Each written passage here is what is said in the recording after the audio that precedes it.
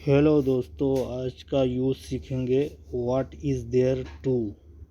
What is there to और to के बाद हमेशा वर्ब की फर्स्ट फॉर्म का इस्तेमाल करेंगे, फर्स्ट फॉर्म यूज़ होगी। तो चलो स्टार्ट करते हैं। पहला सेंटेंस है व्हाट इज़ देयर टू से। व्हाट इज़ देयर टू से, इसमें कहने वाली क्या बात है। इसमें कहने वाली क्या बात है। What is there to say। दूसरा सेंटेंस है What is there to complain।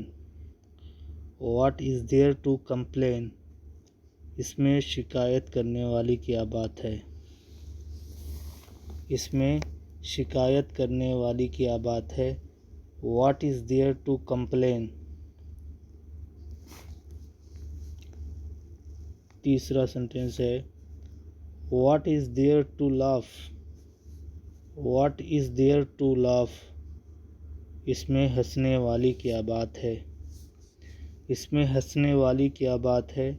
What is there to laugh। चौथा सेंटेंस है What is there to cry। What is there to cry, इसमें रोने वाली क्या बात है। इसमें रोने वाली क्या बात है।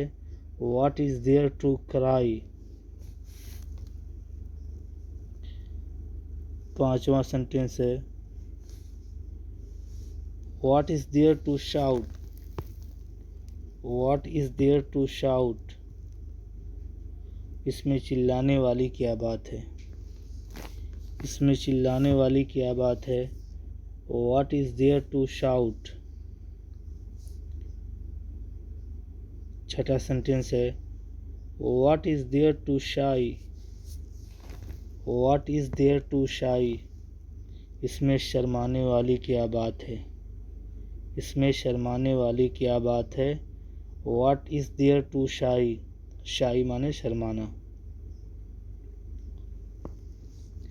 सातवां सेंटेंस है What is there to angry। What is there to angry, इसमें गुस्सा करने वाली क्या बात है। इसमें गुस्सा करने वाली क्या बात है। What is there to angry। आठवां सेंटेंस है What is there to fight। What is there to fight, इसमें लड़ने वाली क्या बात है। इसमें लड़ने वाली क्या बात है। What is there to fight। नवा सेंटेंस है What is there to discuss।